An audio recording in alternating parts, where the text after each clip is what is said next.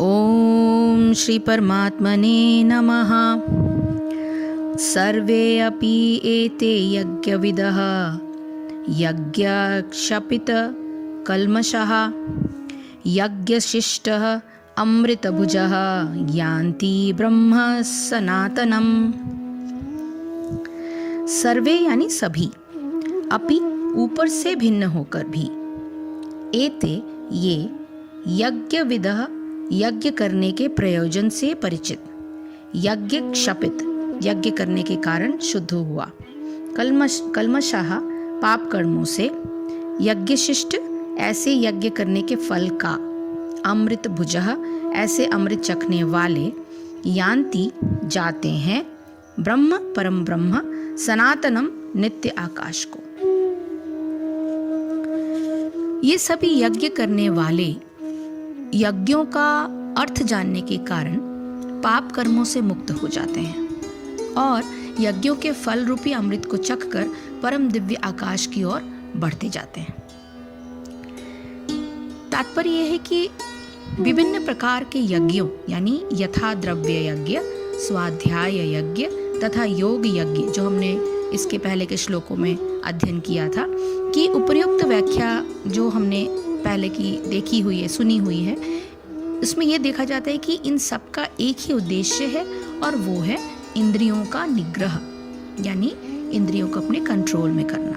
इंद्रिय तृप्ति की भौतिक अस्तित्व का मूल कारण है। अतः जब तक इंद्रिय तृप्ति से भिन्न धरातल पर स्थित न हुआ जाए, तब तक सच्चिदानंद के नित्य धरातल तक उठ पाना संभव नहीं है। यह धरातल नित्य आकाश या ब्रह्म आकाश में है। उपर्युक्त सारे यज्ञों से संसार के पाप कर्मों से विमल हुआ जा सकता है। जीवन में इस प्रगति से मनुष्य न केवल सुखी और ऐश्वर्यवान बनता है, अपितु अंत में वह निराकार ब्रह्म के साथ तादात्म्य के द्वारा या श्री भगवान कृष्ण की संगति प्राप्त करके भगवान के शाश्वत धाम को प्राप्त करता है।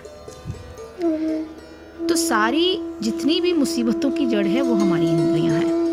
तो इंद्रियों को अगर हम कंट्रोल में कर लेते हैं तो हमें ये सब चीजों से निकलना आसान होता है। तो कोई योगी अपने आहार पर नियंत्रित करते हुए प्राणों को प्राणों में ही हवन करता है। इस प्रकार के योगी जन यज्ञों द्वारा अपने पापों का नाश कर देते हैं। ये सभी योगी जन यज्ञ के तत्वों को जानने वाले होते हैं। अब प्राणायाम संबंधी जो यज्ञ होते हैं उसमें मनुष्य श्वास लेने की प्रक्रिया को स्वाभाविक रूप से करता है और इस प्रकार के इस प्रक्रिया के अनियमित हो जाने से चित्त की चंचलता बढ़ जाती है। That means if your breathing in and breathing out is not in a proper rhythmic pattern, then चित्त की चंचलता बढ़ जाती है। चित्त के चंचल होने से you don't have the control over your mind and चित्त के चंचल होने से आत्म स्वरूप की अभिव्यक्ति बाधित हो जाती है। इसलिए कुछ योगी श्वास निश्वास की प्रक्रिया को संयमित कर चित्त की चंचलता को शांत कर देते हैं और चंचलता के शांत होने से उन्हें आत्म स्वरूप का अनुभव करने की सामर्थ्य प्राप्त हो जाती है। ऐसे व्यक्ति प्राणायाम परायण अर्थात आत्म स्वरूप के अनुभव के लिए प्राणायाम का आश्रय लेने वाले कहलाते हैं। श्वास निश्वास की प्रक्रिया और चित्त के समाहित होने या ना होने में गहरा संबंध है। सांसारिक विषयों की कामना से चित्त चंचल हो जाता है और श्वास निश्वास की प्रक्रिया अनियमित हो जाती है।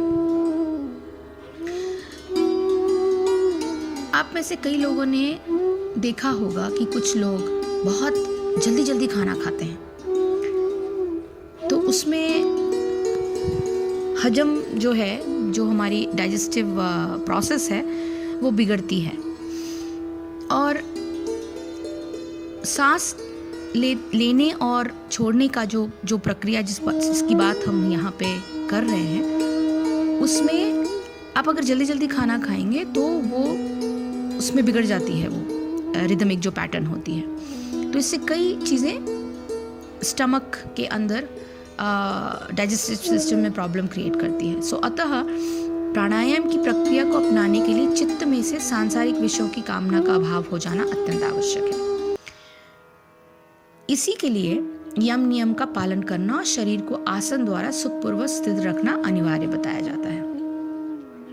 आजकल की इस भागदौड़ की जिंदगी में हम अक्सर ही अपने शरीर की तरफ ध्यान नहीं देते हैं, और ये जल्दी जल्दी खाना इसलिए रहता है क्योंकि हम प्रेजेंट में रहना नहीं चाहते। हमें हमेशा दिमाग में कुछ करना है आगे का, तो उसके चक्कर में हम कोई भी चीज़ें ठीक से नहीं करते हैं। इस कारण भगवत प्राप्ति के लिए प्राणायाम का आश्रय लेने वाले व्यक्ति को प्राणायाम का अभ्यास किसी योग्यवित्त व्यक्ति के निर्देशन में सर्वदा करना अत्यंत आवश्यक है। इसको सही तरीके से करना बहुत आवश्यक है। That's what they are trying to tell. अन्यथा लाभ के स्थान पर हानि होने की ही आशंका अधिक है। प्राण का स्थान हृदय है और अपान का स्थान गुदा है। श्वास के द्वारा प्राणों को अंदर खींचना पूरक कहलाता है। श्वास जब अंदर जाता है तो हृदय स्थान से प्राण को अपने साथ नीचे ले जाता है। जहां अपान का स्थान है, नीचे से नीचे ले जाकर उस स्थान में प्राण को स्थिर कर देने से श्वास की गति रुक जाने को आभ्यंतर कुंभक कहते हैं। यही प्राणों का अपान में हवन किया जाना कहलाता है। इसी प्रकार निश्वास के द्वारा अपान को ऊपर ले जाने से वह हृदय स्थान में प्राण के साथ स्थिर हो जाता है। निश्वास के द्वारा प्राण को बाहर फेंकना रेचक कहलाता है। निश्वास की गति रुक जाना बाह्य कुंभक कहलाता है। यही अपान का प्राण में हवन किया जाना है। कुछ योगी प्राण और अपान दोनों की गति को ही रोक देते हैं। इसके लिए कोई निश्चित स्थान नहीं है। ऐसा कर देने से चित्त की चंचलता एकदम शांत हो जाती है। यही प्राणों का प्राणों में हवन करना है। इस प्रकार प्राणायाम के विविध रूपों द्वारा श्वास की गति को पूर्ण रूप से नियंत्रित कर लेने से चित्त की चंचलता शांत हो जाती है और आत्म स्वरूप में योगी की स्थिति दृढ़ हो जाती है। जैसे ऊपर कहा जा चुका है कि बाहरी विषयों का चित्त में प्रवेश करना प्राणायाम के लिए अत्यंत घातक है। प्राणायाम को धारण करने से शरीर में विलक्षण तेजस्विता आती है, जिससे शरीर बहुत काल तक के लिए रोग मुक्त हो जाता है। किंतु ऐसा रोग मुक्त शरीर केवल ज्ञान योग, ध्यान योग, भक्ति योग, निष्काम कर्म योग इत्यादि योग की विभिन्न विधाओं के लिए ही उपयोग किए जाने पर सार्थक होता है। सांसारिक कामनाओं की पूर्ति में ऐसे शरीर को लगाना उसका दुरुपयोग है और कालांतर में ऐसे मनुष्य को भीषण कष्टों का सामना करना पड़ता है। इस श्लोक की दूसरी पंक्ति में कहा गया है कि यज्ञों को इस प्रकार जानने वाले सभी पुरुषों के समस्त पाप इन यज्ञों द्वारा नाश हो जाते हैं। पापों के नाश होते ही जीव अपने इस भ्रम से मुक्त हो जाता है कि वह जड़ प्रकृति का अंश है, और इस भ्रम से मुक्त होते ही उसकी स्थिति तुरंत अपने नित्य परमात्मा स्वरूप में हो जाती है। इससे यह स्पष्ट ज्ञात होता है कि स्वार्थ साधन के लिए किए जाने वाले सभी कर्म पाप रूप हैं। तीसरे चैप्टर में आई थिंक 37 श्लोक में इसका एक्सप्लेनेशन हमने पहले ही किया है। यज्ञों द्वारा पाप नाश होते ही जीव की जो परमात्मा स्वरूप में दृढ़ स्थिति हो जाती है, इसी को परमात्मा की प्राप्ति कहते हैं। इस श्लोक की दूसरी पंक्ति में कहा गया है कि यज्ञों को इस प्रकार जानने वाले सभी पुरुषों के समस्त पाप इन यज्ञों द्वारा नाश हो जाते हैं।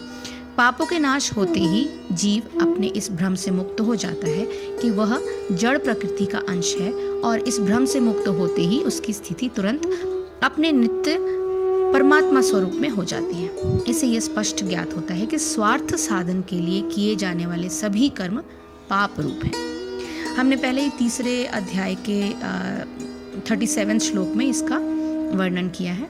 यज्ञों द्वारा पाप नाश होते ही जीव की जो परमात्मा स्वरूप में दृढ़ स्थिति हो जाती है, इसी को परमात्मा की प्राप्ति कहा जाता है। अब भगवान बताते हैं कि यज्ञ करने के क्या लाभ हैं और न करने से क्या हानि होती है। तो आगे के श्लोकों में इसका वर्णन किया जाएगा। हरे कृष्ण कृष्ण कृष्ण हरे हरे, हरे राम राम राम हरे हरे। जय श्री कृष्ण, जय गुरुदेव।